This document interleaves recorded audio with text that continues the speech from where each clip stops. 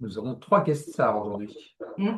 Et pas des moindres. Donc, vous voyez déjà avec nous Thomas et Morgane, et merci à vous deux de vous prêter à l'exercice ce matin et de faire, il était temps, on est début du mois de février, de faire un point bien sûr sur les fonds que vous connaissez bien maintenant, votre gamme objectif avec notre gérant phare Thomas et accompagné de Morgane ce matin pour répondre à vos questions. Et on enchaînera bien sûr sur la partie IMO. Avec un invité spécial cette fois-ci, Un invité spécial. puisque Renaud Cormier nous parlera des avancées sur le statut du bailleur privé. Voilà, vous avez sans doute suivi l'actualité de près, vous en saurez davantage sur les détails, la mise en œuvre, etc. N'hésitez pas surtout à poser toutes vos questions à Renaud. Et on vous laissera pas partir comme ça, quand même, hein. Vous aurez le droit à vos actus offres avec Franck et moi-même sur la fin de la session. Donc une pause actu, vous le savez, dense, qui vous est dédiée et on espère voilà qu'on répondra au fil de l'eau à vos questions. Ça va être à vous, Thomas et Morgane. Donc, merci encore d'être là ce matin. L'idée, vous avez rencontré nos CGP partenaires, la plupart d'entre eux, sur le salon du début de l'année. Mais bien entendu, voilà, on a une année 2025 exceptionnelle qui vient de s'écouler. Peut-être refaire un bilan quand même sur ce qui s'est passé, bien comprendre dans quel contexte on évolue sur ce début d'année. Et on a une question qui brûle les lèvres de tous nos partenaires et bien sûr de leurs clients. À quoi s'attendre pour 2026 et quel va être votre positionnement sur ce début d'année pour bien entamer, bien sûr, l'année 2026. Très bien, bonjour à tous. On va rentrer direct dans le vif du sujet, hein. On va faire en deux parties, hein, faire un premier point avec les performances de l'année 2025 qui, comme tu l'as dit, ont été assez remarquables, voire étonnantes, hein, parce qu'on pouvait ne pas s'attendre peut-être à avoir des performances aussi remarquables. Je parle des marchés dans leur ensemble, hein, au regard du contexte qui a quand même été assez compliqué. Et puis après, effectivement, le point sur le portefeuille. Donc pour la première partie, je vais laisser la parole à Morgane. Bon, ça sera très rapide. Donc, on fait une rapide revue de 2025. Donc, comme vous pouvez voir sur ce premier graphique, il y a eu beaucoup d'événements qui ont pu se passer en 2025, avec un événement majeur qui aura marqué les marchés, qui est Liberation Day. Mais finalement, l'année se termine très bien et donc sur des records pour plusieurs marchés. Et si on décompose par classe d'actifs, qu'est-ce qui aura le mieux fonctionné cette année? Ah, on voit en plein écran. Je sais pas si on... Non, c'est bon. Ok, bon. Donc, qu'est-ce qui a le mieux fonctionné cette année? Donc, c'est l'or, suivi de l'Eurostoxx et des marchés émergents. Et un point qui est vraiment à noter, c'est cette sous-performance du marché américain par rapport à d'autres zones. Donc, ça montre que les investisseurs ont aussi trouvé d'autres sources de diversification. Donc voilà, le S&P 500 en euros a fait 2,6% sur l'année, contre par exemple l'Eurostoxx à 21,2%. Et si on décompose la performance d'un côté des États-Unis et de l'autre côté de l'Europe, aux États-Unis, la performance elle aurait été fortement tirée par les sept magnifiques. Donc c'est très grande capitalisation américaine, très orientée sur la tech, donc qui ont vraiment devancé même le S&P 500. Et on voit aussi que les petites et moyennes capitalisations restent en retard par rapport aux plus grandes capitalisations. Et en Europe, le constat, il est vraiment différent. On voit que ce sont des secteurs différents qui ont le mieux fonctionné, avec cette performance, un record vraiment historique pour les banques à 80, enfin, à 80% de performance. Pardon.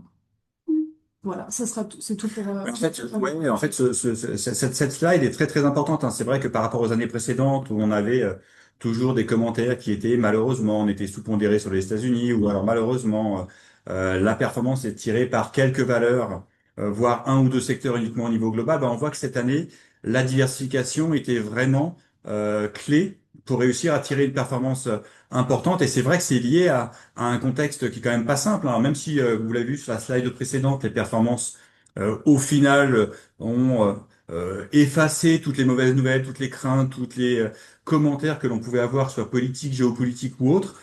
On voit quand même qu'à un moment donné, les investisseurs, ils se concentrent un peu sur la valorisation, sur les actifs sur lesquels ils investissent, et que après de nombreuses années quand même de concentration des investissements sur quelques actifs, ils sont quand même un peu allés voir ailleurs parce que des sujets importants interviennent, notamment sur certaines sociétés, certains secteurs. Et c'est vrai que c'est important de noter que, alors vous le voyez ici, hein, c'est sur l'année 2025, alors vous me poserez peut-être la question sur les matières premières tout à l'heure, mais on voit quand même que l'or était vraiment l'actif privilégié. Et en rapport avec un commentaire que j'avais pu faire lorsque j'étais à Montpellier, hein, quand on voit que l'actif refuge ben, c'est sûrement pas le Bitcoin l'année dernière. On voit que cette année, il est en baisse. L'année dernière, il était en baisse. Donc, on voit qu'aujourd'hui, cet actif qui a un comportement assez particulier, bah, pour nous, ça incite pas non plus à y aller de façon directe. Déjà, on peut pas. Et si on pouvait le faire via des ETF, et ben, en tout cas, on préfère pas le faire parce que c'est pas très, très clair encore. En tout cas, voilà, la diversification internationale a du sens. Et ça permet de répondre à une autre question que vous me poserez peut-être et que j'ai eu hein, par le passé, c'est bah, pourquoi vous faites pas que de l'ETF et du MSCI World? Bah, la réponse, elle est là. Vous avez un indice mondial action qui est composé à 75% d'États-Unis. Si vous faisiez ça l'année dernière, bah, globalement, la performance était assez décevante, voire très, très décevante. Donc, tout l'intérêt de la gestion et de la diversification bah, a été prouvé avec cette année 2025. Et tout ça, ça nous emmène donc à aujourd'hui, parce que ça, c'est le passé. On a déjà un mois qui s'est écoulé, et c'est vrai que quand on regarde encore aujourd'hui, bah, au final, les performances restent positives. Donc l'année, elle est encore partie à un rythme très très positif. Et en fait, le rythme, il est très positif parce que le consensus et globalement les investisseurs et tout le monde presque tout le monde, maintient une opinion qui est tout va bien, on n'a pas de raison de s'inquiéter, l'inflation est sous contrôle, globalement si ça va mal on aura des banques centrales qui vont corriger le tir, et puis comme Donald Trump il l'a dit en novembre 2024, de toute manière tout va bien se passer, donc on ne s'inquiète pas. Et d'ailleurs, c'est ce que vous voyez en bas à gauche. Alors, vous a pris quelques graphiques, hein. Celui-là, il vous montre juste une enquête auprès des gérants, donc tous les investisseurs un petit peu partout dans le monde. Donc, c'est une source, une enquête globale. Et on voit globalement que les gens qui s'inquiètent, en gros, quand on s'inquiète, c'est qu'on a la barre blanche ici qui est assez importante. Enfin, bleu ciel, enfin, ouais, je vais dire blanche pour la repérer. On voit qu'aujourd'hui, les investisseurs, ils sont pas inquiets du tout. Alors, récession, c'est pas un sujet. Globalement, les choses vont se passer tranquillement et l'économie, bon an, mal an, va rebondir significativement dans les pays qui étaient un petit peu dans une transition l'année dernière, comme les États-Unis, hein. Vous voyez, États-Unis, on avait une croissance un peu plus de 2% l'année dernière. Le consensus pour cette année, c'est une accélération de la croissance. On voit que globalement en Europe, avec les différents plans et surtout en Allemagne, eh bien, on aurait une accélération de la croissance également qui compenserait peut-être le ralentissement de certains pays qui ont eu une année 2025 plutôt de bonne facture, comme l'Angleterre. Mais globalement, les choses vont bien et que même dans les pays émergents comme la Chine, bah, même si la croissance ralentit, elle restera sur des niveaux assez élevés. Bon, tout ça c'est bien, mais il faut le mettre en perspective de certaines réalités économiques. Et là, pour le coup, on vous a repris quelques indicateurs, on va y revenir et on va passer zone par zone. On va reprendre d'abord au niveau global. Ce qui est assez étonnant, c'est de voir que globalement, on a une situation de l'emploi qui se dégrade petit à petit. C'est ce que vous dit ce graphique ici. Vous voyez que quand ça va vers le bas, globalement, c'est que l'emploi se dégrade. On a l'emploi qui se dégrade, on a des productions qui restent quand même pas trop mauvaises. Donc il y a un truc bizarre, il y a un premier signal qu'on se dit, bon, on va peut-être regarder, mais il y a un premier signal qui nous montre quand même que sur le front de l'emploi, il y a des choses à regarder. Il y a un deuxième, bah, et là pour le coup, je trouve qu'il est assez parlant, hein, et c'est vrai qu'on l'a vu encore plus sur la deuxième partie de l'année aux États-Unis, bah, c'est comme vous regardez où se situe l'investissement. L'investissement, c'est la croissance de demain. Et vous voyez que globalement, ça se fait pas dans les entreprises hors IT, ça se fait pas dans la majorité des secteurs, ça se fait dans un seul secteur, c'est l'IT. Ça veut dire quoi? Que toute la croissance qu'on a eue l'année dernière et les anticipations qu'on a encore hein, pour cette année, bah, la croissance sera très largement tirée par l'investissement dans les technologies. Et dans la technologie, vous avez bien sûr tout ce qui est intelligence artificielle. Ça veut dire que bah, tant qu'on a ces niveaux d'investissement qui restent élevés, ça va. Tant qu'on n'a pas de problème de financement, là encore, bah, on peut se dire que globalement, tout se comporte bien. Mais on voit quand même que le pilier croissance repose sur un secteur et au niveau global. Donc ça, c'est pour le coup assez alors inquiétant. Ça pourrait ne pas être inquiétant, mais vu les montants qui sont annoncés quand même, on peut au moins se poser la question de savoir si c'est soutenable dans le temps et si ça va pas se transformer en quelque chose qui est un peu plus compliqué pour l'avenir.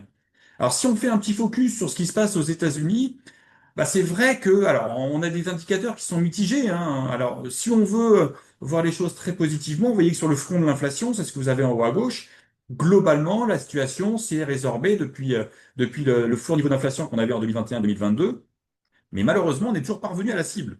La cible, je vous rappelle, pour les banques centrales, c'est revenir avec une inflation autour de 2%.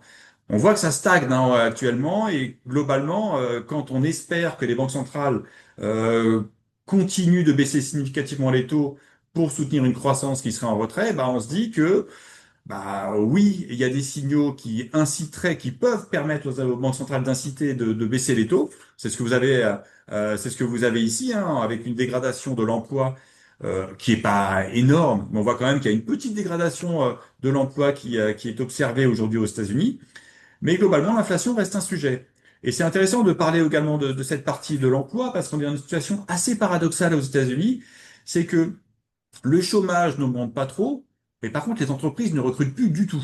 C'est qu'on est un petit peu dans une situation bloquée, figée.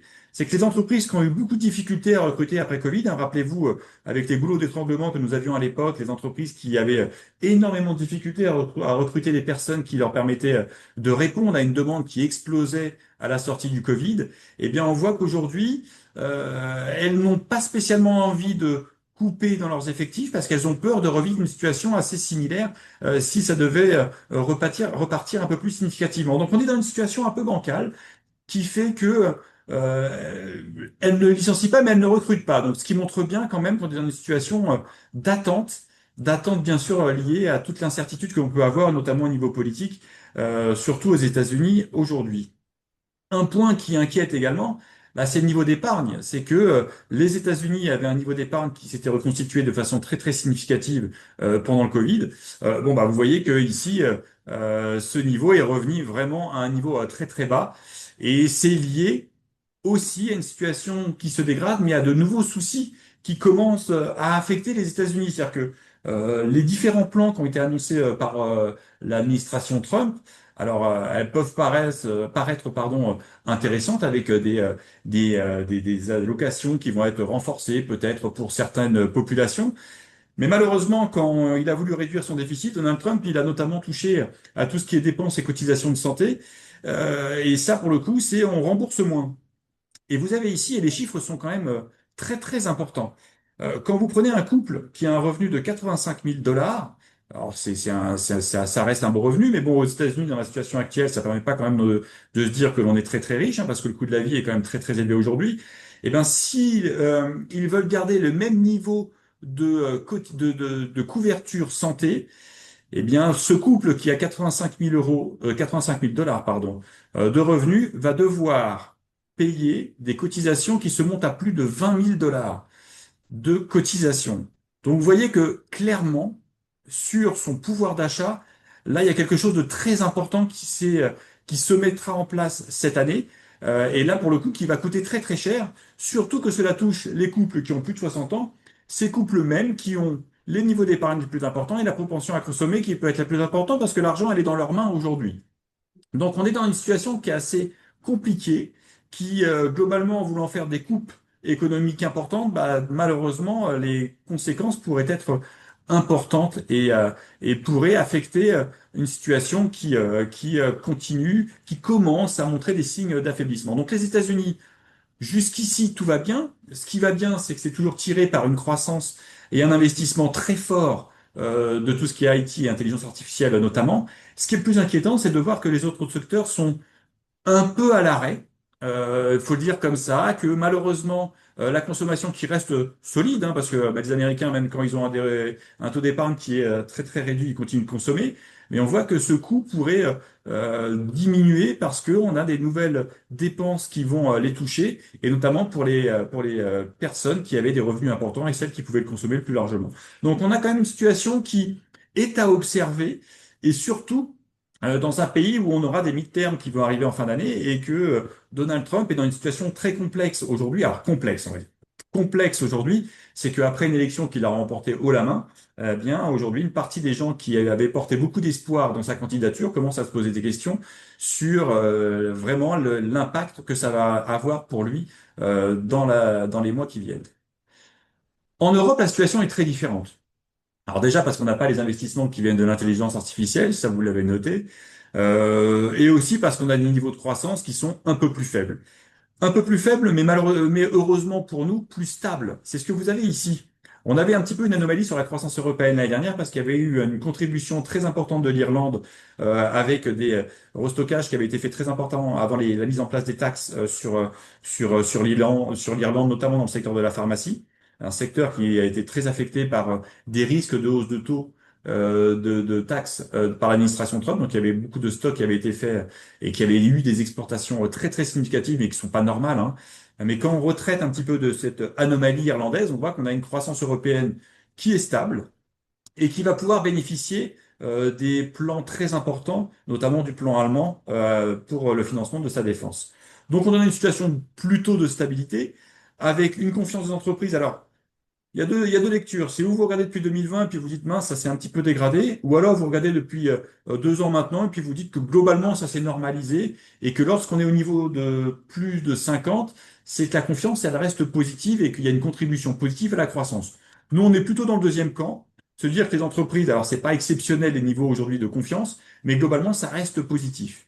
Ce qui est important également et qui pourrait être un contributeur si un jour les choses devenaient à évoluer, bah, c'est l'épargne, hein. Alors là, on vous l'a mis sous un schéma un petit peu particulier.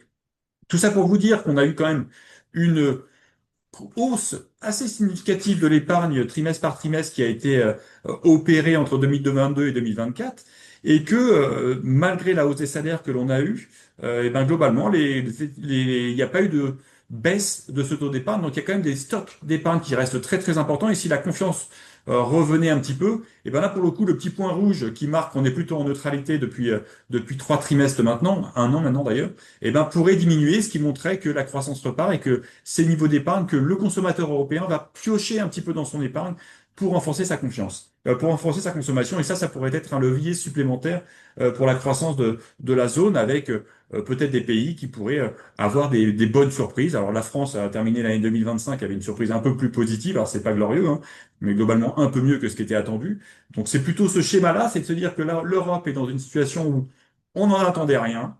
En 2025, on a eu quand même des premières surprises positives avec les décisions du plan allemand de financement et de dépassement du déficit qui est en principe accordé par les autorités. Et ça, pour le coup, c'est quand même des changements assez forts qui doivent contribuer à la zone. Un point négatif à suivre, c'est la baisse du dollar et surtout la hausse de l'euro, parce que ça, pour le coup, pour nos exportations, c'est pas une bonne nouvelle. Et vous voyez qu'en termes de compétitivité, hein, sur 1 an, eh bien, c'est quand même assez significatif combien nos entreprises peuvent être touchées. Et on termine par une dernière zone, et après on rentrera directement pour ce que ça amène à faire dans les portefeuilles, parce que c'est surtout ça qui vous intéresse. Mais c'est la Chine. C'est la Chine et plus largement les pays émergents. Mais la Chine en particulier, parce que la Chine, c'est quand même une situation très, très paradoxale. C'est que malgré toutes les taxes qui lui ont été imposées par l'administration Trump, vous avez ici la balance commerciale chinoise. Et la Chine termine l'année 2025 à un niveau de nouveau record en termes d'excédent. C'est quand même assez paradoxal, hein. On est dans une zone sur laquelle on a des taxes qui lui sont mises en place de façon assez significative. Alors même s'il y a eu des accords avec l'administration de Trump, en tout cas les taux sont quand même montés très significativement. Et pour autant, on a eu quand même un niveau des exportations qui est assez record.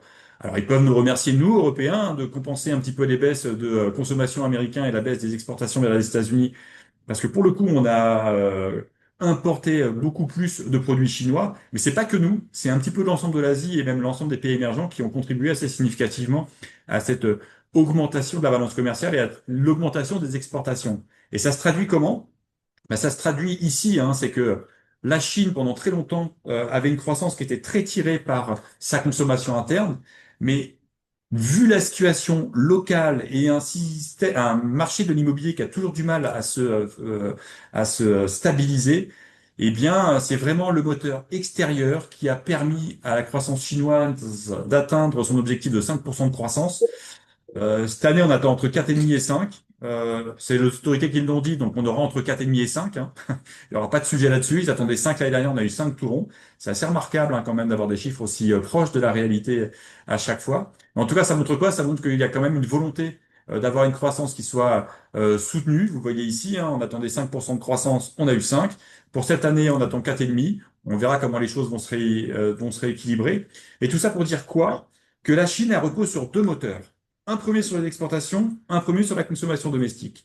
Et si on devait avoir le levier extérieur qui commençait à se dégrader, bah, nul doute que les autorités interviendraient très significativement pour soutenir la consommation domestique et permettre à l'objectif de croissance d'être atteint. Donc tout ça, ça veut dire quoi? Ça veut dire que même si on est dans un environnement qui est incertain, politiquement, géopolitiquement, que ce soit dans les pays développés et dans les pays émergents, on est quand même dans un environnement qui euh, nous permet à nous, en tant qu'investisseurs, de trouver des opportunités. Alors, quand il y avait des investissements qui étaient trop concentrés sur certaines zones, notamment dans les pays développés et les marchés américains en particulier, eh bien, on voit que l'incertitude domestique américaine a poussé, alors d'abord les investisseurs américains à regarder un petit peu ailleurs. C'est important, hein, parce que les investisseurs américains avaient tendance à se concentrer uniquement sur les actifs domestiques, et ils avaient raison, hein, globalement, les performances étaient assez remarquables. Mais vu l'incertitude que l'on a avec l'administration Trump, et que aujourd'hui il est nécessaire de faire attention à son épargne, eh bien, il y a eu un peu plus d'investissements qui sont portés sur les zones hors États-Unis. Et ça, pour le coup, vous voyez qu'un pays qui en a bien bénéficié, bah, ça peut être ou la Chine ou ça peut être l'Europe également. Pour nous, c'est quoi? Ça nous montre que euh, cette volonté que l'on a toujours d'aller investir parce qu'on a des convictions, mais pas pour aller investir dans les zones sur lesquelles tout le monde investit, eh bien, à un moment donné, bah, les investisseurs sont obligés de nous rejoindre. C'est que quand on est très vigilant sur les valorisations, quand on est très vigilant sur les secteurs ou les zones sur lesquelles on investit, eh bien, dans les moments d'incertitude, eh bien, on voit comment les écarts de performance peuvent se creuser de façon très, très significative. Et c'est ce qui s'est passé en 2025. Ce qui se passe déjà d'ailleurs depuis le début 2026, parce que c'est pas normal là encore de voir les écarts que l'on a creusés en à peine un mois. Hein, quand on prend le fonds croissance ou le fonds en dynamique, il y a plus de 2 points d'avance par rapport à leur indice de référence déjà en un mois. C'est juste complètement anormal. Mais c'est uniquement lié à nos investissements qui sont très ciblés sur les secteurs qui sont les plus décotés et qui sont les moins détenus. Donc quand les choses se retournent, bah, globalement, c'est très asymétrique.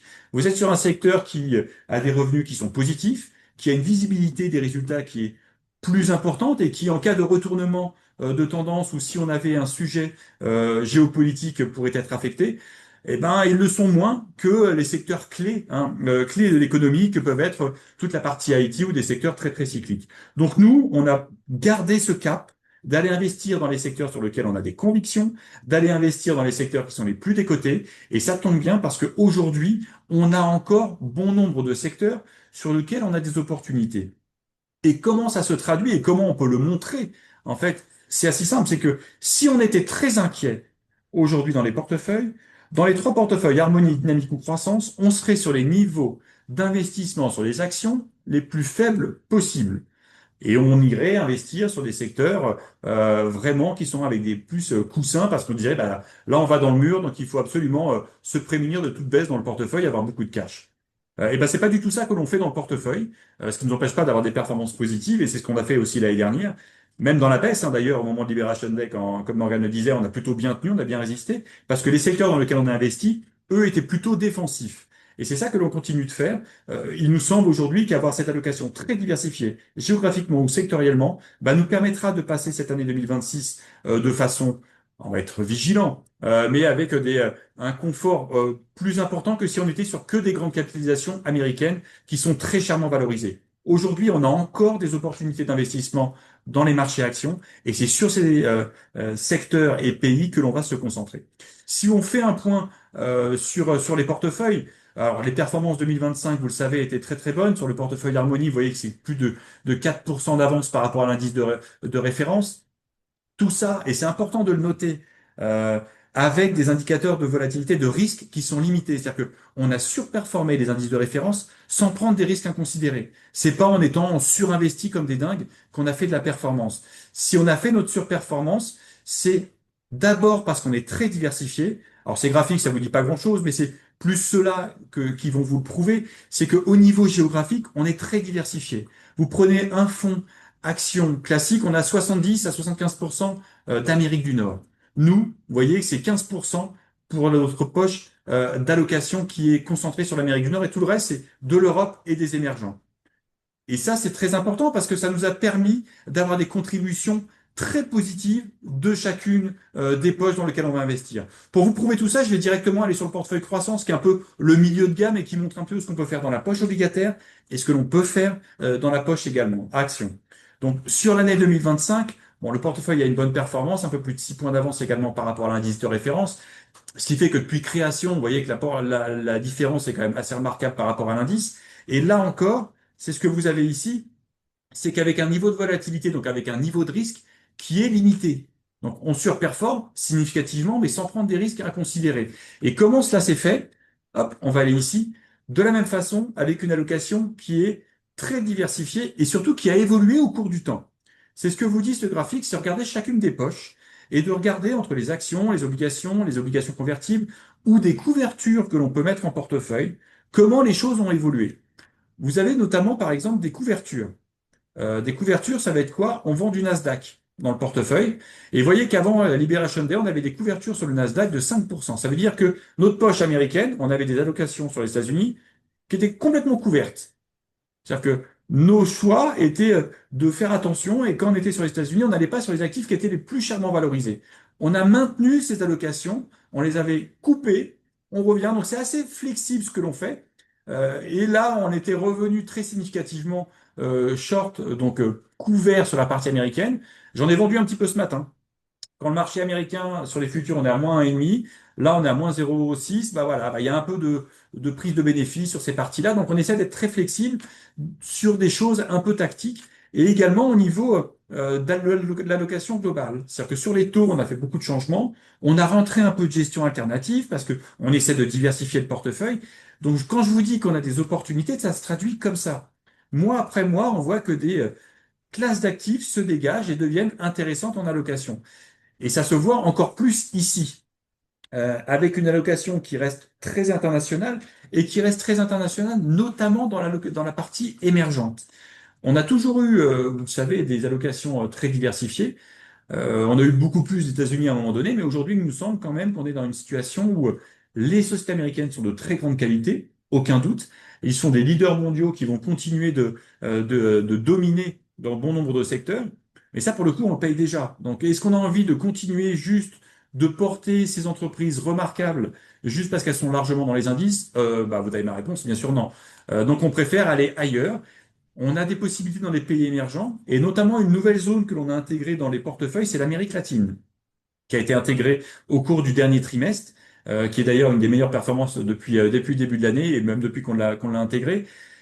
Pourquoi? Parce que le schéma, il est simple, hein, c'est que si vous mettez de côté le risque politique qui a été largement levé à la fin de l'année dernière, après l'été dernier, parce que les polémiques entre les États-Unis et le Brésil ont globalement été un petit peu levées, et ben on se retrouve dans une zone où les actions sont très décotées, où l'économie va plutôt bien, on a un niveau de l'emploi qui s'améliore mois après mois, et surtout où on a une inflation qui est très largement sous contrôle. Et pourquoi elle est sous contrôle au Brésil, cette inflation? C'est parce que les autorités ont largement augmenté les taux qui sont à 15%. Les taux de banque centrale sont à 15% au Brésil quand les taux d'inflation sont à 5. Donc vous vous rendez compte, vous avez un potentiel de baisse des taux qui est très très élevé. Et ça, tout naturellement, c'est très positif pour les marchés actions. Donc là, c'est le schéma parfait. Vous avez des actifs pas chers, vous avez des taux qui vont pouvoir baisser très significativement, sûrement à partir de la fin du premier trimestre. Et là, pour le coup, vous avez un schéma qui doit permettre aux actions de se réapprécier de façon significative. Bah, quand on a tout ça qui est aligné, bah, nous, on y va. Et même si c'est pas dans les indices de référence, si c'est pas dans nos benchmarks, comme on dit, eh ben, on en met. Et là, le poids, il a encore augmenté. J'ai un peu plus de 4% d'Amérique latine aujourd'hui. Et on fait la même chose sur toutes les autres poches. On a de la Chine de façon significative. La Chine, qui est assez étonnamment, quand même, c'est le meilleur marché depuis 1 an et demi, hein. On a toujours le sentiment que les choses vont mal en Chine. C'est vrai pour les valeurs domestiques. Et pas que, parce que depuis l'été dernier, ça va un petit peu mieux d'ailleurs. Mais depuis 1 an, bah, s'il y avait une zone sur laquelle il fallait être très investi, c'était bien sûr la Chine sur les valeurs exportatrices. Et ça, on y était assez largement. Et après, l'Europe, bien sûr, qui a été un très fort contributeur de performance l'année dernière. Pourquoi? Bah, comme l'a dit Morgan, parce qu'il y a un secteur en particulier qui s'est très largement démarqué, c'est le secteur financier. On avait des valeurs bancaires via des ETF en direct, on en a eu beaucoup, on avait pris des bénéfices, on est revenu quand il y avait eu une correction au cours du dernier trimestre. Donc là aussi, on a été particulièrement flexible pour notre allocation. Et on l'a fait notamment sur les actifs très décotés. Et quand on regarde un petit peu ce qui a contribué très positivement l'année dernière dans nos allocations. Alors vous l'avez, hein, la Chine, très bien. L'Inde, c'est un peu ce qui s'est moins bien comporté, mais bon, on reste confiant à moyen terme sur cette zone-là. Mais vous voyez que rien que la partie chinoise et asiatique a contribué assez positivement. 0,43, 0,30, c'est ce que ça apporte en termes de performance absolue à votre portefeuille l'année dernière. Et toutes les zones ont contribué positivement. C'est pas tous les ans que ça arrive, hein, mais ça a contribué très très positivement. Alors on avait les mines d'or, hein, très bien. Donc ça a bien sûr très largement contribué. Vous voyez, hein. Quand on a les 2,5, ça fait 100%. Nous, on les a pas achetés comme beaucoup à la fin de l'année, hein. On les avait vraiment tout au long de l'année 2025. Donc ça, on en a bien bénéficié au cours de la période. Et puis après, un point très important, c'est que quand on parle du marché européen, on investit dans le marché européen, mais pareil sur les actifs décotés. Et ça, on l'a fait notamment avec les secteurs qui sont dits value, avec certains fonds qui sont bien comportés, comme le fonds MNJ, ou d'autres secteurs qui ont été globalement très très positifs. Vous l'avez ici avec les bancaires, les valeurs de la zone euro. Ça a été très très favorable au portefeuille. Et sur ce point européen, parce que j'en ai pas encore parlé, il nous est apparu également en termes de diversification d'intégrer au cours du dernier trimestre, et là je le renforce encore un petit peu ces derniers temps, c'est le secteur pharmaceutique, qui a été un secteur qui a été très largement abandonné par les investisseurs toute l'année dernière, parce qu'il y avait des interrogations très fortes avec l'administration Trump, pardon, qui voulait très largement inciter les laboratoires de baisser le prix de leurs médicaments. Pour qu'ils soient plus abordables, bien sûr, pour la population américaine. Donc il était comme d'habitude très très agressif, très très virulent, à mettre une pression énorme. Et puis bien sûr l'été arrivé, eh ben il avait quand même, vous savez, cet amour du deal qui l'a amené à passer un deal avec Pfizer, un deal qui est plutôt très favorable d'ailleurs aux entreprises du secteur de la pharmacie.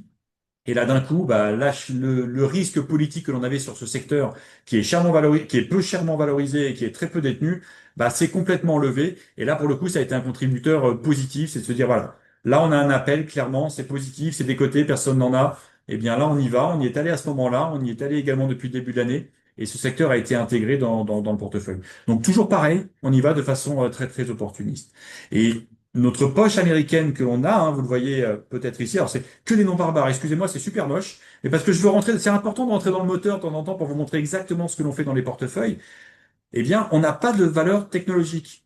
Donc, on a un risque spécifique qui est très très fort, c'est qu'on est investi aux États-Unis via des petites et moyennes valeurs, qui est d'ailleurs meilleur performeur sur les États-Unis depuis le début de l'année, et sur des secteurs très décotés value, comme en Europe. Donc c'est des valeurs, c'est des financières, ça va être de la pharma, ça va être de l'énergie. Et ça, pour le coup, ça a bien fait l'année dernière et ça fait très bien depuis le début de l'année. Et nous, en fait, on va investir pareil sur les actifs qui nous paraissent intéressants.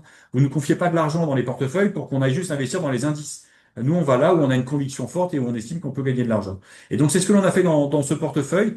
Et quand on l'a fait avec bah, toutes les sociétés avec qui on peut travailler. On va pas travailler avec deux, trois sociétés. Et si on a plus de fonds Rothschild dans ce fonds croissance, pardon, qui est plutôt le fonds équilibré de la gamme, c'est juste parce que les fonds crédits qui sont gérés au sein de la maison bah, sont les meilleurs aujourd'hui, sont des références. Donc à partir du moment où vous mettez un petit peu de crédit dans vos portefeuilles, ben, on va pas se priver des bonnes choses qu'on a dans la maison. Et comme c'est un poids qui était assez significatif, eh bien vous avez un poids sur le secteur qui est un peu important. Mais tout ça quand même pour vous montrer que quelle que soit la zone, quel que soit le secteur que l'on va décider d'investir, on va le faire de façon très ciblée avec des spécialistes qui peuvent être des spécialistes internationaux. Alors dans les pays émergents, bah, on a identifié sur l'Amérique latine une société qui s'appelle Larinvial, bah, on travaille avec eux. Sur l'Inde, on aime bien travailler avec UTI. Et sur la partie chinoise, il nous semblait intéressant l'année dernière d'investir uniquement via des ETF, pas uniquement parce que c'est pas cher, hein, mais parce qu'on était quand même dans une phase de rebond qui était très significative, parce que c'est une classe d'actifs qui était très peu détenue. Alors, sans surprise, je vous cacherai pas qu'il pourrait y avoir l'intégration de gestion active de façon plus significative dans les portefeuilles, parce que pareil, il va de falloir être de plus en plus discriminant quand on va aller investir sur le marché chinois. Et ça va être quelque chose qui va être clé, c'est que oui, il y a des opportunités, mais il va falloir être encore plus vigilant sur nos allocations. Et aujourd'hui encore, on a de nombreuses possibilités d'investissement. Donc les portefeuilles, ce slide, il est horrible. Avant que tu continues, du coup, Thomas, juste la précision entre zone euro et Europe. Ouais, en fait, c'est parce que ça, c'est les émetteurs c'est les fonds européens, c'est ceux qui vont avoir un peu d'Angleterre, qui peuvent avoir de la Suisse, tous les pays qui sont hors de la zone euro. Nous, on est plutôt zone euro aujourd'hui. On avait rééquilibré, pas rééquilibré, on a remis un petit peu plus d'Europe parce que pareil, le marché anglais est extrêmement décoté. Et surtout parce que quand on investit dans les pharmaceutiques aujourd'hui, on l'a fait via un fonds européen. Et c'est vrai que, enfin, via un ETF européen. Les entreprises pharmaceutiques suisses, notamment, sont de très bonne qualité, sont très peu chèrement valorisées. Donc cette poche européenne a un petit peu monté là-dessus. Mais si on rentre vraiment sur les actifs qui sont pas liés à ce secteur, la zone euro est toujours privilégiée. Merci. On a un Et donc timing vous un peu voyez, en fait, serré ce matin. En 2 minutes top chrono, je peux te laisser couvrir. vas-y. T'as 2 minutes. 2 minutes top Ouais, chrono. et ben alors, pour conclure. Ouais, donc non, alors vraiment, aujourd'hui, l'environnement, il reste très complexe, très incertain. Là-dessus, aucun doute. On a quand même une bonne nouvelle qui est arrivée la semaine dernière, qui d'ailleurs a fait chuter les marchés. C'est qu'on a, semble-t-il, quand même un homme, alors pas semble-t-il, le président de la Banque centrale américaine qui a été sélectionné par Donald Trump, c'est un homme sérieux. C'est pas un homme qui sera à sa botte et qui fera n'importe quoi. Donc pour tous les actifs qui sont ultra spéculatifs, bah, ça a amené la correction qu'on a eue la semaine dernière. Bah, pour nous, c'est quand même une bonne nouvelle. C'est qu'on va avoir quand même un homme qui va être à la tête de la Banque centrale américaine, qui globalement veut faire le travail sérieusement. Et ça montre aussi que Donald Trump, qui fait beaucoup de bruit très très régulièrement, globalement, s'il y a une chose qu'il fait, c'est qu'il essaye quand même de montrer un peu de sérieux de temps en temps. Tout ça, ça nous amène à un peu plus de, alors certitude, le mot est exagéré, de conviction dans les actifs que l'on détient. Et il ne nous semble pas vraiment nécessaire de devenir plus prudent en termes d'allocation. Donc, on a des opportunités encore aujourd'hui. On a des zones et des secteurs sur lesquels on estime que l'on peut gagner de l'argent en valeur absolue. Et si demain on devait devenir plus prudent, eh bien on saura couper dans les allocations parce on vous l'a déjà prouvé qu'on peut le faire. Donc aujourd'hui, alors, on va pas dire qu'on est béatement confiant. Non, on est confiant parce qu'on est sur des actifs qui sont aujourd'hui avec un style qui nous paraît très asymétrique. Peu détenus, peu cher. Donc, si les choses s'améliorent, eh ben, globalement, ils nous paraissent être les mieux positionnés pour intégrer une hausse importante. Et si on devait avoir un ralentissement plus marqué que prévu, bah là encore, comme ils sont pas détenus et moins chers, ça devrait être un coussin à la baisse. Donc, on reste confiant, vigilant, mais confiant. Et on n'hésite pas à bouger s'il y a des changements significatifs qui devaient arriver au niveau politique ou géographique. Et ça, on l'intègre dans tous les portefeuilles, que ce soit harmonie, croissance ou dynamique. Limpide. Merci Thomas. Donc bien sûr à la question est-ce que on continue à y aller? Oui. J'ai envie de dire les gérants et les équipes Rothschild sont là pour arbitrer bien sûr en fonction de ce qui se passe au niveau des valeurs détenues en portefeuille. Et bien entendu, privilégier, la volatilité peut rester de mise. Donc, privilégier tout ce qui est prime programmée quand vous pouvez et investissement progressif dès que vous avez des gros capitaux qui arrivent en une seule fois. Mille merci Thomas, merci Morgane, merci à vous deux en tout cas pour votre intervention de ce matin. Je pense que ça a été limpide parce qu'on n'a pas eu de questions sur le chat. Merci J'espère que beaucoup vous en n'avez pas tout cas à endormi, tous hein. les deux. Eh ben, bonne fin de journée à tous. Très clair. Merci Il n'y a pas que beaucoup. moi qui le dis. Vous avez plein de compliments et un grand merci sur le chat. Merci à tous les deux en tout cas et à très bientôt. Au revoir. Bonne Au journée. Au revoir. revoir, merci. On enchaîne On enchaîne. avec l'actualité Actualité IMO et notre invité d'honneur. du jour avec nous. Bonjour. Par contre, il va falloir que vous me mettiez les slides. Oui, pas mal. Bonjour à toutes et à tous. Merci de cette invitation. Ah ben Franck, tu es aussi sorti du champ. Oh, On avait une discussion pré-démarrage de la pause actu de savoir comment nous allions gérer la transition et comment gérer l'image. Mais Julie et Franck ont la gentillesse de me laisser l'écran à moi tout seul. On va surtout vous projeter et vous mettre à l'écran quelques supports. Donc, Julie et Franck me demandaient de réagir à l'actualité qui est la sortie du statut du bailleur privé dans le cadre du budget 2026. Alors, beaucoup de choses peuvent être dites sur le statut du bailleur privé. Je vais commencer par, je dirais, le positif. Pour ceux qui sont sur LinkedIn, et vous êtes nombreux, vous avez peut-être vu passer, on a même eu droit à un post de Sébastien Lecornu la semaine dernière qui, je le cite, disait: Trop de Français peinent à se loger, l'offre de logement est insuffisante dans notre pays. Et il a donc annoncé à Rony-sous-Bois, à grand renfort de communication et de communiqué de presse, ce qu'il a appelé le plan relance logement, avec un R majuscule à relance, un L majuscule à logement. L'objectif affiché, c'est 2 millions de logements d'ici à 2030. Donc, ça fait 400 000 pardon, logements par an. Si vous suivez régulièrement la Pause Actu et les données que vous partage Maître Vigneault, on est plutôt aux alentours de 270 000 logements par an. Donc évidemment, d'afficher cette ambition de monter à 2 millions de logements, de construire 2 millions de logements supplémentaires ou de mettre 2 millions de logements supplémentaires sur le marché d'ici 2030, c'est une ambition qui est très forte. Le plan repose sur trois éléments. Une aide accrue au logement social avec le déblocage d'une enveloppe de 500 millions d'euros. Le statut du bailleur privé, qui est aussi appelé parfois dispositif Jeanbrun, où j'ai lu ce matin dispositif relance logement, super comme nom marketing, et la volonté de revoir ou de simplifier un certain nombre de normes ou de règles pour débloquer le sujet. Alors, qu'est-ce que je peux vous dire sur le statut du bailleur privé une fois qu'on a dit ça? Bon, la première chose, c'est que nous n'avons pas obtenu, dans le cadre du statut du bailleur privé, tout ce que l'on souhaitait. On est sur un dispositif qui a l'avantage d'être déjà un principe d'amortissement, hein. Donc, on reconnaît le statut d'agent économique à l'investisseur particulier. On est sur un dispositif qui va favoriser, on le verra tout à l'heure, l'investissement dans la durée, mais on est sur des critères qui, selon nous, ne sont pas suffisamment incitatifs pour en tout cas permettre d'avoir tout l'impact attendu. Alors, quand je dis pas suffisamment incitatif, vous le voyez sur cette slide et notamment sur la partie basse, il faut avoir en tête qu'on est sur un dispositif un peu compliqué puisque vous allez demain pouvoir proposer le statut du bailleur privé selon 6 scénarios différents, 3 dans le neuf, 3 dans l'ancien, et ce, en fonction des plafonds de loyer auxquels vos clients accepteront de se soumettre. Et donc, vous aurez un amortissement qui ira croissant, hein. Il y a une forme de logique.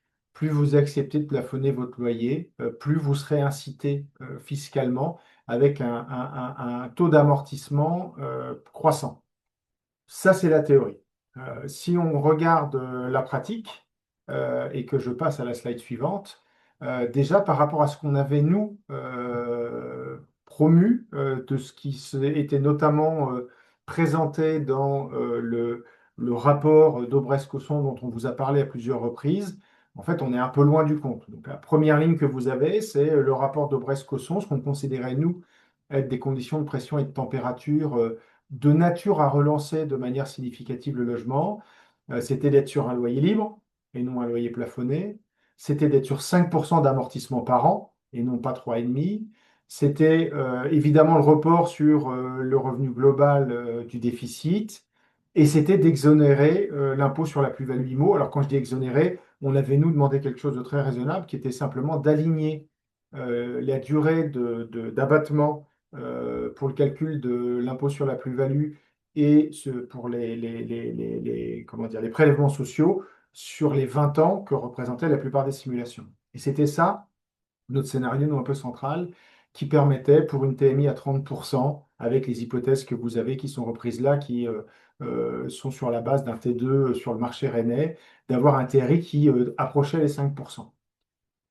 Ce que l'on a obtenu, c'est la dernière ligne. Et pourquoi il y a une ligne intermédiaire? C'est juste pour que vous ayez conscience que, au pire du pire des discussions sur le statut du bailleur privé, on était sur un plafonnement des loyers qui était en loc avantage niveau 1. On était déjà à un amortissement à 3,5. On était sans report sur les revenus globaux. On était sans, on va dire, alignement sur les plus-values. Donc, les travaux et le lobbying que nous avons fait ont permis, dans la et dans certains cas, j'ai envie de dire dans la dernière ligne droite, ayez conscience que les discussions ont eu lieu jusqu'à la veille de la promulgation du statut du bailleur privé dans le projet de budget qui a été passé en 49.3. On a réussi à redresser un peu le tir et donc on a des plafonds de loyer, en tout cas pour le premier niveau, qui sont ceux du Pinel et non pas Loc Avantage 1. On n'a malheureusement pas eu mieux que les 3,5 d'amortissement par an. On est quand même sur un report sur les revenus globaux et ça, c'était clé. Et nous n'avons pas obtenu un alignement sur 20 ans des abattements sur les plus-values et sur les prélèvements sociaux. Donc vous le voyez, toujours pour une TMI à 30%, avec toujours les mêmes hypothèses, le 4,82 qui était notre idéal, il était tombé à 1,61, là il remonte à 3,34. Donc vous lisez énormément de littérature ce matin sur le statut du bailleur privé, en tout cas depuis déjà la semaine dernière. D'ailleurs, vous n'êtes sans doute pas sans noter que nous n'avons, nous, pour le moment, pas beaucoup communiqué, parce qu'il nous semble que la position qu'il faut adapter sur ce statut du bailleur privé, en fait, il faut être prudent. Il faut être prudent, pourquoi? Parce que ce statut du bailleur privé ne fonctionnera pas partout et ne fonctionnera pas dans toutes les conditions de pression et de température. Alors attendez, parce que j'ai fait un petit bug. Voilà. Donc, vous le voyez là. Alors là, vous avez des comparaisons entre le statut du bailleur privé tel qu'il a atterri, le régime commun et la Pinel sur 9 ans. Ça, c'est la ligne du haut. Après, vous voyez que sur 20 ans, pardon, quand je dis sur 9 ans, c'est, pardon, choisissez la version Pinel 9 ans, mais avec les simulations sur 10 ans. Donc, on voit très bien que, effectivement, lorsqu'on était sur un investissement à court/moyen terme, évidemment, la Pinel était beaucoup plus favorable. Là, par contre, quand on va être sur une simulation sur 20 ans, et c'est la volonté du gouvernement, c'est de faire venir des investisseurs dans la durée, on se rend compte que le statut du bailleur privé, pour toujours une TMI à 30%, se rapproche finalement de la Pinel, puisqu'on voit là que l'écart de TRI est plus faible. On le sait, la Pinel permettait des réductions d'impôts très fortes sur les premières années, mais on générait ensuite des revenus fonciers, et plus le temps passait, quelque part, c'était un peu le paradoxe, plus on était, j'ai envie de dire, vertueux, et plus on voulait garder son logement dans lequel on avait investi en Pinel longtemps, plus le TRI se dégradait. Donc là, on est sur une logique de statut du bailleur privé qui va privilégier un investissement de plus long terme. L'autre élément qu'il faut avoir en tête, c'est qu'évidemment, on va avoir, comme on l'a vu tout à l'heure, différents dispositifs, mais on va aussi avoir les TMI des investisseurs qui vont avoir un impact. Et donc là, on s'est mis sur le scénario qui est le scénario dans le neuf et avec le plafond de loyer Pinel. Pour aller très vite, dans le neuf, loyer Pinel, on arrive à faire tourner. Dans le neuf, loc avantage 2, loc avantage 3, les plafonds de loyer sont trop bas, on dégrade trop le TRI. Donc le dispositif, selon nous, ne peut fonctionner que dans le neuf avec des plafonds Pinel. L'ancien, j'en parle en 2 secondes pour là aussi évacuer le sujet. Dans l'ancien, le budget a introduit, après la finalisation des discussions, a modifié le texte en précisant que pour être éligible dans l'ancien, non seulement il faudrait que les travaux représentent 30% de la valeur de l'investissement, mais qu'il fallait que ces travaux soient des travaux structurants et qu'ils permettent d'obtenir un DPE A ou B. Ceux qui connaissent le sujet de la rénovation, ceux qui comprennent la complexité lorsqu'on fait de la rénovation à aller chercher des DPE A ou B, ont tout de suite compris que ça tuait totalement la logique du statut du bailleur privé dans l'ancien. Donc tout à l'heure, je vous disais, il y a 6 cas de figure dans lesquels le statut du bailleur privé peut s'appliquer. Dans les faits, on considère, nous, qu'il ne peut s'appliquer que dans le neuf et avec des plafonds Pinel. Quand on se met donc dans ce cas de figure-là, vous voyez ensuite qu'il y a des leviers pour évidemment améliorer le TRI. Évidemment, le premier, c'est d'être avec des clients qui sont sur des TMI à 41%. On voit tout de suite qu'on a un gain de, en gros, plus de 0,6% du TRI. Et puis, si en plus, les gens ont la bonne idée d'avoir des revenus fonciers existants, vous vous retrouvez encore avec un boost près d'un point supplémentaire. Ça veut dire quoi? Ça veut dire que tous les clients avec lesquels vous avez déjà fait de l'immobilier, qui aujourd'hui ont des revenus fonciers existants, Alors qu'ils aient fait cet immobilier avec vous ou pas avec vous, mais en tout cas, tous les clients qui ont déjà de l'immobilier, qui en plus ont la chance d'avoir des TMI élevés, là, le statut du bailleur privé a du sens. Alors, il a du sens et il en a d'autant plus que, évidemment, toutes les simulations que nous avons faites, et on a gardé le même jeu de simulation depuis le début des conversations avec le gouvernement, il y a maintenant plus d'un an, on a été prudent. On a été prudent sur les taux d'emprunt bancaire, on a été prudent sur les rendements locatifs, on a été prudent sur l'ensemble des charges qui étaient intégrées dans les simulations. Et donc, on va dire que ces taux, pour moi, sont des taux un peu à minima. Il nous appartient maintenant à la fois d'améliorer les simulations, hein, notamment en précisant les coûts de crédit. Je crois qu'on a une marge de manœuvre sans doute de 0,4, 0,5 sur les coûts du crédit. Et puis, ça va maintenant être notre rôle, nous, de sélectionneurs d'opérations en comité foncier, d'aller voir les promoteurs et de voir avec les promoteurs comment adapter une partie de l'offre aujourd'hui qu'ils cherchent à commercialiser dans le neuf à ce statut du bailleur privé.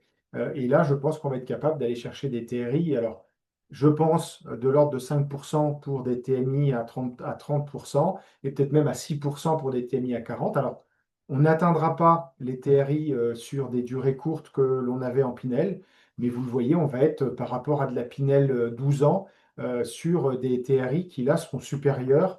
Et donc, ce qui est intéressant, et c'est un peu ce qu'on avait pressenti, c'est que le statut du bailleur privé va venir compléter en fait l'offre que nous avons collectivement aujourd'hui sur l'immobilier. On va avoir le LMNP, on va avoir la de Normandie, on va avoir le statut du bailleur privé.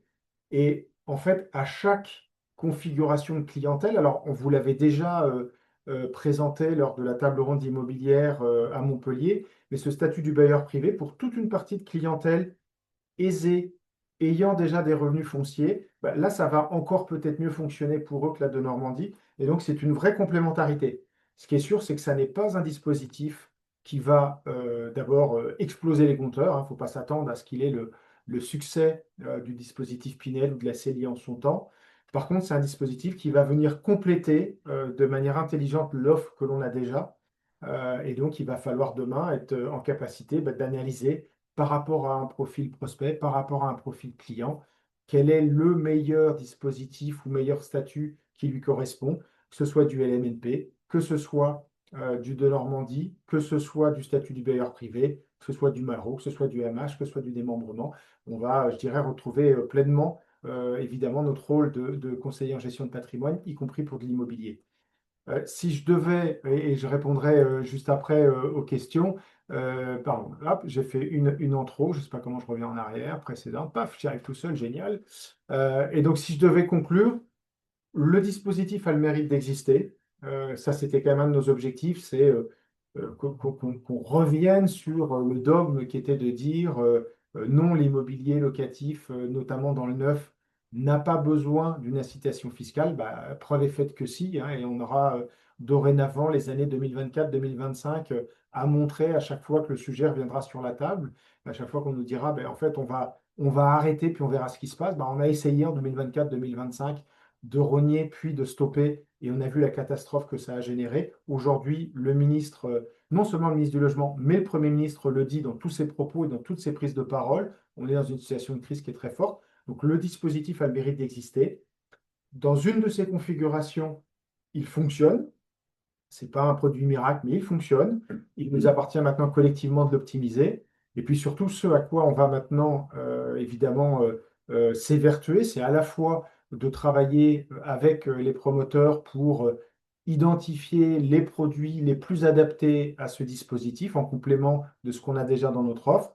Et puis, on va poursuivre nos travaux, évidemment, auprès du gouvernement, d'abord pour dire ce que nous pensons du dispositif, de montrer toujours par les chiffres pourquoi ou là où il fonctionnera, là où il ne fonctionnera pas, même si pour le moment, si vous regardez les communications, tout le monde est en mode méthode Coué en disant c'est génial, c'est super, bravo, on a vu main dans la main vendredi en 8 maintenant la FNAIM, l'UNIS, la FFB, la FPI et Vincent Jeanbrun signé avec des gros stylos le grand plan de relance du logement. Non, ça n'est pas le statut du bailleur privé qui le permettra. Il le permettra à la marge.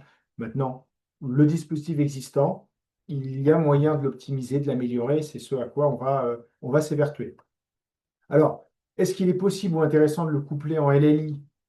À ce stade, c'est un peu trop tôt de le dire, et il faut attendre aussi les textes définitifs, puisque par exemple, les textes précisent d'ores et déjà de manière très explicite qu'il n'est pas cumulable avec la de Normandie. Et comme je pense que la LLI tombe sous le même article 199 Novo-Dicis, je pense que ça exclut aussi la LLI à vérifier. Oui, parce qu'il y a Green City, en fait, qui a déjà commencé à Oui, communiquer mais, sur le sujet. enfin, ayez en tête que de toute façon, les promoteurs n'ont pas d'autre choix que de se réjouir de ce statut, de dire qu'il est génial, enfin d'en faire la promotion. Je dirais, nous n'aurions pas aujourd'hui une offre alternative en LMNP et en de Normandie. Bah, on trouverait ça sûrement très bien, puisque comparé au droit commun, c'est beaucoup mieux que le droit commun. Il se trouve que pour beaucoup de nos clients, la de Normandie reste une meilleure solution. Maintenant, encore une fois, ça vient compléter l'offre, donc ça, c'est vraiment quelque chose qu'il faut regarder. En ce qui concerne alors, attendez, il me manque, je ne vois pas tout le. Que signifie la baisse des prix dans le dernier exemple du tableau? Alors, dans le dernier exemple du tableau, oui, pardon, bah, je dirais, la part que peuvent faire les promoteurs. C'est-à-dire que, évidemment, aujourd'hui, pour que ça fonctionne, pour qu'on aille chercher des TRI qui soient plus intéressants, ça veut dire qu'il faut aller chercher, avec les plafonds de Pinel qui nous sont imposés, des prix qui permettent des meilleurs rendements. On l'a vu sur le sujet du de Normandie. On a réussi sur le sujet du de Normandie à ce que certains promoteurs travaillent suffisamment leurs opérations pour que vous ayez des rendements qui soient bien meilleurs que ceux du marché. Je dirais, ça va être le jeu maintenant sur le statut du bailleur privé. Ça va être là aussi de trouver des promoteurs qui comprennent que pour relancer véritablement leur activité, il va falloir qu'ils offrent des rendements locatifs qui soient intéressants. Et donc, on a regardé quel était l'impact. Vous le voyez, hein, on gagne quasiment 0,90 de TRI sur une base à 30% de TMI. Le 3,34 devient 4,24. Mais encore faut-il que le promoteur fasse baisser son prix de 10%. Maintenant, aujourd'hui, les promoteurs reconnaissent qu'il y a moins de tension sur le foncier, il y a moins de tension sur les travaux. Encore une fois, ceux qui vont vouloir notamment rapidement vendre des programmes en cours sur lesquels ils sont en difficulté commerciale, c'est un levier. On voulait simplement montrer que c'était un levier supplémentaire.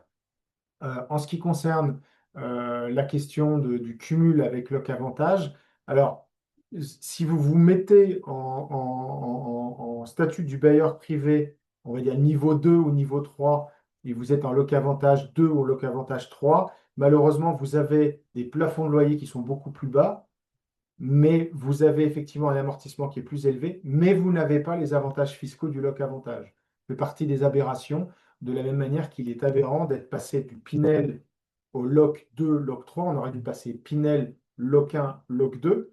Mais comme les conversations étaient Loc 1, Loc 2, Loc 3, on leur a dit mais non, Loc 1 est trop bas. Ils ont dit ah, on a compris. Ils ont changé Loc 1 par Pinel, mais ils n'ont pas touché Loc 2 en Loc 1 et Loc 3 en Loc 2.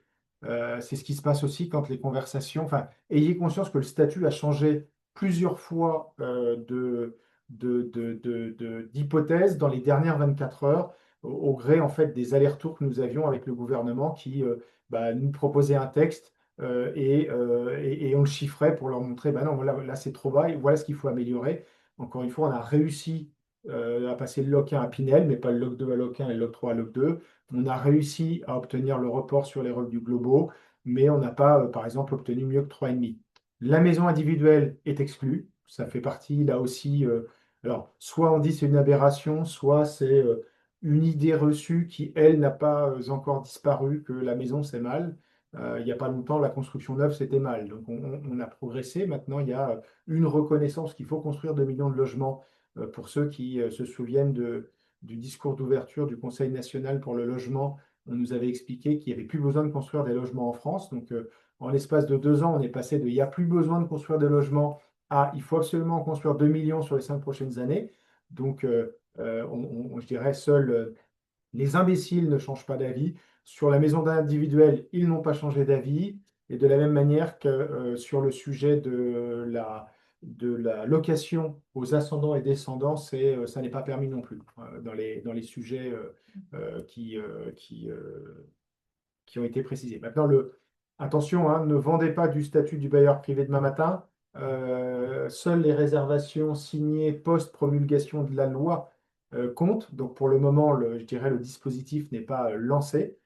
Évidemment qu'on est en train maintenant, nous, de travailler à la fois sur la partie sourcing, on est en train de travailler évidemment sur la partie formation et on a déjà travaillé sur la partie simulation puisque Top Invest va lancer le premier simulateur statut du bailleur privé dès la semaine prochaine et assumer du coup son rôle de leader dans les simulations immobilières. Et accessoirement, c'est Top Invest qui a fait à peu près toutes les simulations qui ont permis tous ces débats. Donc c'est assez légitime de réussir du coup à être le premier à sortir un simulateur qui tourne. J'ai vu passer ce matin sur LinkedIn que quelqu'un proposait un tableur Excel en échange d'un like et d'un commentaire. Bon, vous pouvez essayer, il y en a qui ont essayé. C'est quand même assez complexe, hein, vous l'avez bien compris, le dispositif, ce qui au passage va aussi vous redonner de la marge de manœuvre par rapport aux concurrents bancaires ou aux concurrents même en bulle de vente. Honnêtement, c'est un dispositif qui va être compliqué à expliquer sur un coin de table. Et encore une fois, ça redonne toutes les lettres de noblesse à votre métier. J'ai essayé de faire synthétique. Je ne sais pas si vous voulez compléter ou Très si clair. vous avez des questions Deux petites supplémentaires. questions qui reviennent régulièrement. Est-ce que ça peut encore bouger? Et est-ce qu'on sait quand ça va être publié? Pour ce qui est de la publication, j'entends mi-février. Est-ce que ça peut encore bouger? Réponse, normalement non, puisque le texte est passé. Maintenant, par le passé, il est arrivé que dans des décrets, il y ait quelques modifications à la marge. Mais logiquement, le texte qui a été soumis et qui a été, alors je ne vais pas dire voté, mais qui a été entériné par 49.3, fait que ne devrait pas bouger. Ça n'est pas une question de permis de construire, c'est une question de réservation, pardon, hein, pour répondre à la question de Régis Lenoir. Le fait générateur qui permettra de bénéficier du dispositif, c'est la date de signature de la réservation. Ça n'est pas la date du permis de construire. Le permis de construire, c'est uniquement si c'est le particulier qui fait construire lui-même. Oui, alors ça c'est pour éviter les effets d'aubaine. Oui, le diable est dans les détails, mais vous avez raison, Maître Vigneault. Merci à Coralie qui m'a éclairé sur le sujet Oui, la oui, semaine après, dernière. il y a quelques subtilités, mais d'une manière générale, voilà, gardez en tête. On va nous se concentrer sur du logement neuf intermédiaire, donc plafond Pinel. Il n'y a pas de zonage, hein, par contre, c'est-à-dire que c'est France entière, ce qui veut dire aussi que là, notre travail, votre travail de sélection sera valorisé auprès des clients, puisque France entière, on peut faire du statut du bailleur privé. Vous l'avez aussi compris, le TRI, il est très impacté par l'imposition à la revente. Et c'est pour ça que le dispositif fonctionne beaucoup mieux pour des durées de détention longues que pour des durées de détention courtes, puisqu'on réintègre les amortissements. Un des dangers, des clients vont se faire des ventes et des simulations où on oublie de réintégrer le calcul de la plus-value. Là aussi, soyez vigilants si demain des clients vous présentent des simulations en statut du bailleur privé qui sortent des TRI extrêmement élevés, ça vaudra le coup de les décortiquer parce que il va y avoir la possibilité aussi de raconter n'importe quoi, étant donné que le dispositif est complexe. Mais voilà, là encore, ça va être notre rôle de guider les particuliers.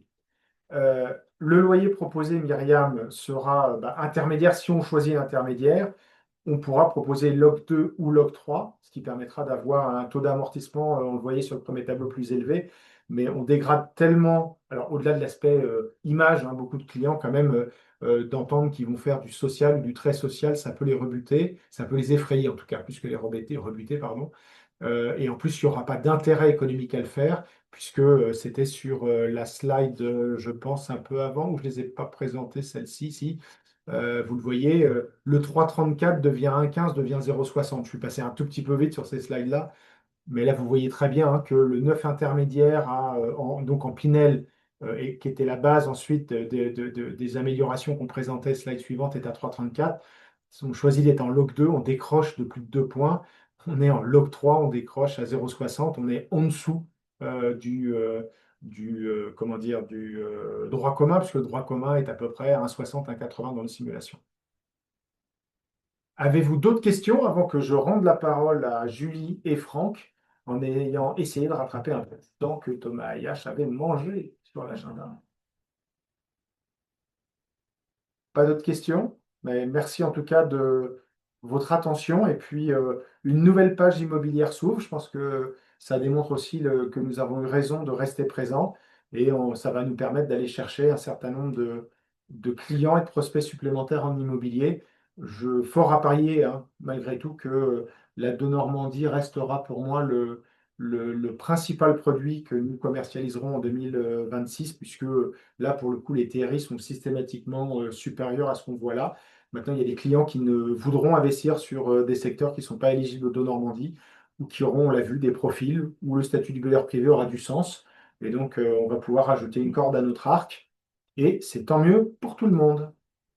Bonne journée, belle semaine à tout le monde. Et j'en profite aussi pour vous féliciter pour notre début d'année tonitruant, puisque les chiffres de collecte de janvier sont excellents, même si le séminaire est venu un peu casser le rythme en milieu de mois. Donc, bah, écoutez, continuons tous comme ça, c'est super. À bientôt. Merci Renaud. Merci Renaud. On vous avait prévenu, le programme est dense ce matin. J'espère que vous avez pris un On va- bon casse-croûte ce matin. Il nous reste encore 1 heure ensemble. Non, on va aller très vite. Restez connectés s'il vous plaît. Et on a perdu 50 personnes. Et on a perdu 50 personnes. Bon. Non, on va Juste faire moi, je rapide dis, et la efficace. météo, il fait beau, vous avez du stock, vous le savez, tout va bien, donc je vais passer rapidement. Juste voilà, faire un petit focus sur les nouveautés que vous avez. Vous en avez déjà une qui est en ligne depuis la semaine dernière, une opération à Limoges, le consulat. On vous a proposé 5 lots sur une petite opération de 10 lots seulement. Montage, c'est marchand de biens, donc c'est ce qui ressemble un petit peu à l'IDR, hein. Ça ne s'appelle pas l'IDR puisque le promoteur, en l'occurrence, c'est Jacquet Investissement. Rapidement, Limoges, 130 000 habitants, on est vraiment en hypercentre. C'est une toute petite rue piétonne, commerçante. Donc voilà, il n'y a pas de voiture, c'est très calme. Activité cette année, évidemment, avec une livraison qui est prévue pour mi-2027. En termes de typo, petite typologie, comme d'habitude, hein, ça va du studio ou du T2. Et on a des enveloppes qui démarrent à partir de 76 000 euros. C'est tellement petit que je n'y arrive pas. Rapidement, vous voici au-dessus de Limoges en vue drone. Alors, l'opération, la voici. Vous avez, pour vous situer, la mairie, alors qui est juste en bas du cadre, hein, mais qui est très proche. Vous avez la préfecture, donc on est vraiment cœur de ville, hein, on le voit. Vous avez, alors comme d'habitude, hein, les commerces qui sont à proximité. À noter ici, vous avez les halles, hein, place de la Motte, les halles de Limoges, donc évidemment beaucoup de commerces de bouche qui sont très faciles d'accès. À proximité, vous avez aussi des boucheries, les pharmacies. Bon, voilà, on est en hyper cœur de ville, donc vous avez tout à pied, un Carrefour City. Là, vous avez le choix aussi, hein, vous avez la Vie Claire pour les fans du bio. Vous avez un Monoprix, place de la République, la grande place qu'on voit juste au-dessus. Des épiceries également. Pour ce qui est des services, vous avez un bureau de poste aussi qui est à proximité, une école maternelle, une école primaire et juste à côté, sur l'ouest, vous avez le collège-lycée qu'on voit très bien en vue aérienne. Donc voilà, en termes de services de proximité, vous avez tout. Ce qu'il faut retenir de l'opération, c'est que vous avez aussi alors, un peu de divertissement, l'opéra et le cinéma, voilà. Le projet, 186 000 personnes sur l'unité urbaine de Limoges. Donc, c'est pas une petite commune de zone C, hein, on est vraiment sur une grosse agglo. On a 19 000 étudiants, donc population évidemment privilégiée pour la location. Ça tombe bien, on a du studio, on a du T1, du T2. On a un immeuble de caractère, vous l'avez peut-être vu sur la photo, c'est un immeuble dont la construction remonte au XVIe siècle, donc il y a des beaux éléments architecturaux. Je sais qu'il y en a qui sont sensibles à ça, donc là c'est le cas, n'hésitez pas à en parler à vos clients. La rue piétonne, Léal, on l'a vu. Euh, Ville très dynamique, merci Stéphane. Ah, très jeune, forcément, Stéphane est là. Ça permet de faire baisser la moyenne d'âge. Tous les commerces à pied, on l'a vu. Le parking, important, on pose souvent la question, on est en hypercentre, on ne va pas stationner. Mais là, vous avez le parking sous les halles, en fait. Alors oui, il faut prendre un abonnement, mais pour le coup, si vous avez une voiture, ou si le locataire a une voiture, il peut très bien déposer sa voiture à proximité. On a évidemment beaucoup de locataires et une renta, j'ai gardé le meilleur pour la fin, 4%. Voilà, on est sur une grosse ville, on est sur de la zone B1. Malgré ça, on a réussi à avoir une renta de 4 dans un bel immeuble. Vraiment une pépite. Une pépite dont il faut profiter. Mais j'ai vu qu'il y avait déjà pas mal d'options qui étaient posées. La deuxième opération, ça c'est pour cet après-midi 14 heures. Donc là, on change complètement de décor. On est avec LIDR, on est sur la commune de Mazamet, que vous connaissez. Il y a une opération qui a déjà été proposée, qui est entièrement réservée. Alors, on avait 11 lots sur 12. Finalement, on va sans doute avoir les 12. J'ai eu LIDR ce matin, on va sans doute récupérer le 12e lot qui était commercialisé. Puis finalement, voilà, ils ont dealé un peu comme Trump, ils ont dealé avec le conseiller qui va rendre son lot, ils vont le donner à un autre. Voilà. Il y a un petit commerce en rez-de-chaussée, ça va rester un commerce bureau. Rassurez-vous, ce ne sera pas un fast-food, ce ne sera pas un bar, hein. À chaque fois, ce sont plutôt des commerces de services. Limoges, c'est ni VIR ni ASL, c'est du marchand de biens. Donc c'est proche de l'ASL, mais il n'y a pas d'ASL. Voilà, c'est comme LIDR. Donc là, pour revenir à Mazamet, on est sur du LIDR pour le coup. Mazamet, alors pour ceux qui s'en souviennent, 10 000 habitants, mais on est sur une unité urbaine un peu plus grosse, on le verra plus tard. On est là encore en hypercentre. La particularité, c'est que l'environnement, c'est pavillonnaire, petit immeuble de ville, donc c'est très calme. Livraison prévue pour mi-2028, c'est un petit peu long, mais vous le savez, hein, LIDR, les travaux démarrent à partir du premier acte et ensuite on a par défaut une durée de 18 mois. Voilà. Donc actabilité courant de l'année. Par prudence, vous a mis une livraison pour mi-2028. On a du T2, on a du T3. Les enveloppes sont un peu plus élevées, hein, avec des types un peu plus grands, donc de 116 000 à 157 000 euros. On est en zone C, donc c'est normal d'avoir une belle renta. On est sur une renta moyenne de 4,75. Mazamet, en vue drone, voilà le cœur de ville. Alors là, vous allez voir, même chose, on est vraiment à côté de l'hypercentre. Voilà le projet. Vous voyez que voilà, il y a de la maison individuelle, il y a du petit immeuble collectif. Vous avez la mairie qui est là, donc pour le coup, on est vraiment au cœur de ville. La CCI. Vous avez une halle là aussi. Alors la particularité, c'est que le marché a lieu pendant les mois d'hiver sous la halle, et dès qu'il fait beau, on passe en fait sur la petite place que vous voyez au-dessus de la CCI, ce parking-là. En fait, il est libéré pour que les commerces s'installent au beau temps, au beau jour, pardon, donc printemps-été, vous êtes là. Les commerces à pied, toujours pareil, à proximité de la mairie, on va trouver boulangerie, boucherie, épicerie, poissonnerie, pharmacie, vous avez tout. Vous avez aussi un Carrefour Express, un Leclerc Express à proximité. Donc voilà, tout est concentré vraiment autour de ce cœur de ville. Un cinéma qui fait aussi salle de spectacle pour les amateurs. Et pour ce qui est de l'éducation, vous avez une école maternelle juste à côté. Pour le coup, là, c'est vraiment très très proche. Une école primaire et un collège. Voilà. Le lycée, lui, il est présent, mais il sort du cadre, donc je ne vous l'ai pas mis. Mais il y a évidemment plusieurs lycées, lycée technologique, lycée général sur la commune. Mazamet, en quelques mots. Donc, vous voyez, 10 000 habitants sur la commune, 24 500 sur l'unité urbaine. On a plein de petites communes en fait qui se touchent. Vous passez de l'une à l'autre sans vous en rendre compte. Donc, c'est vraiment un gros étalement urbain. Euh, Parc très ancien, ça c'est important, 31% de passeurs énergétiques.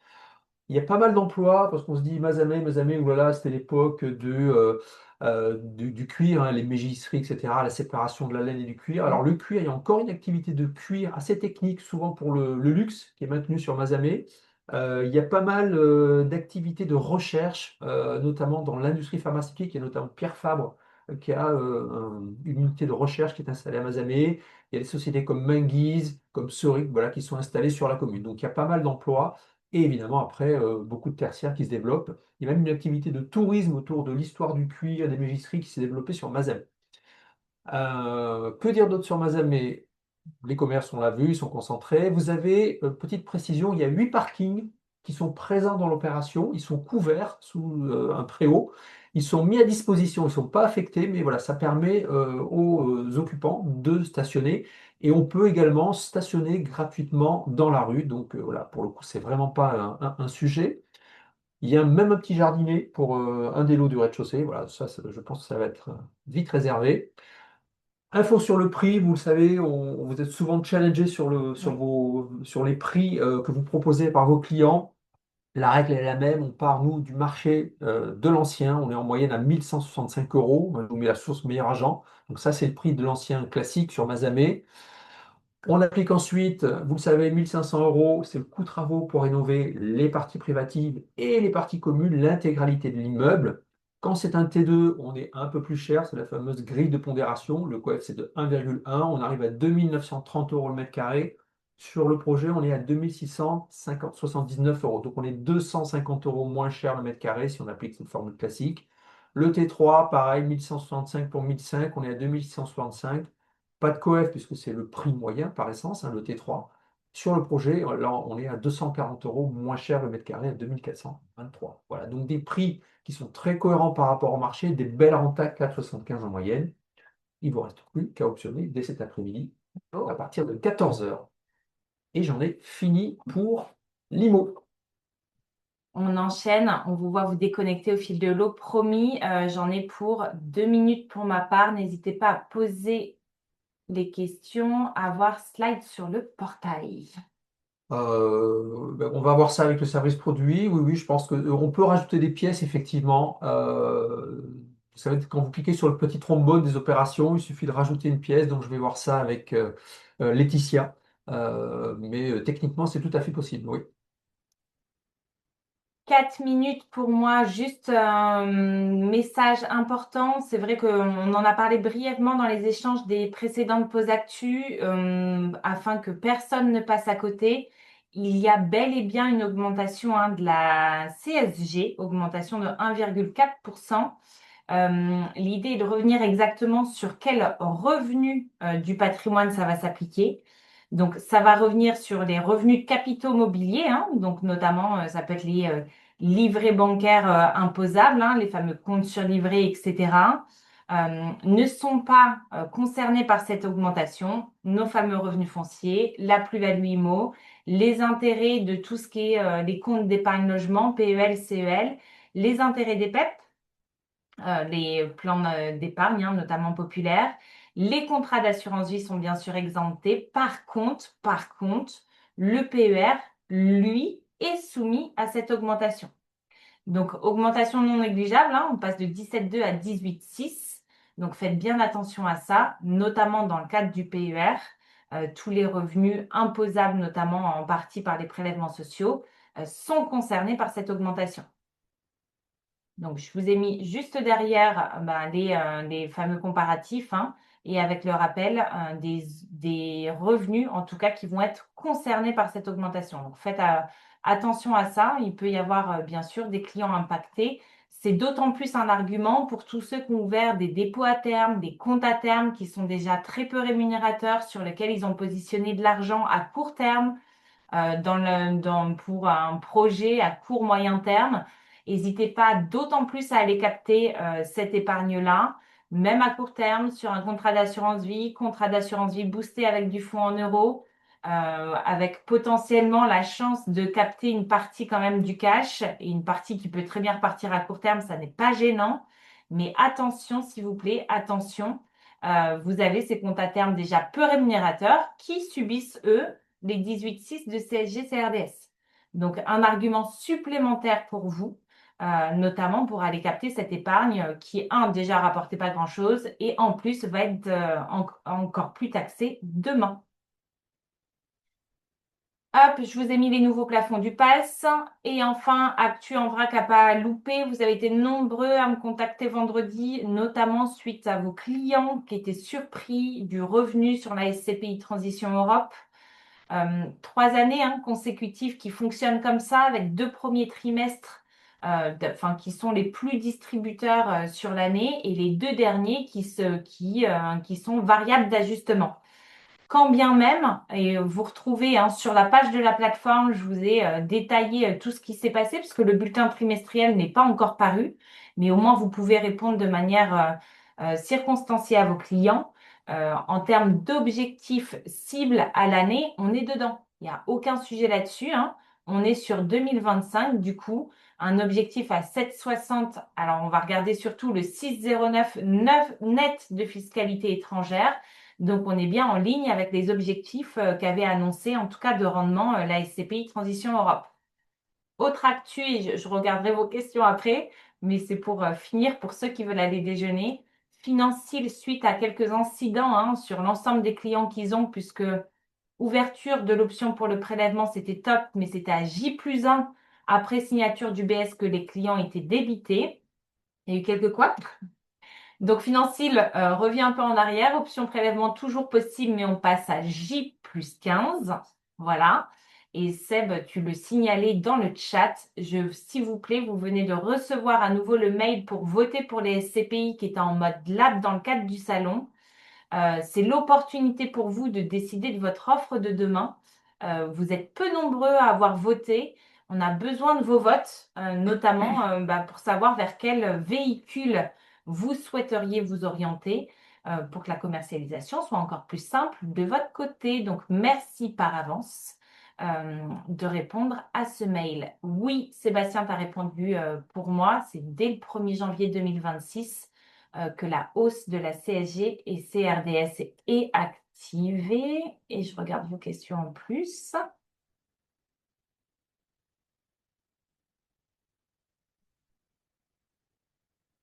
Alors, Hugues, ça concerne tout, donc tous les revenus dégagés depuis le 1er janvier 2026.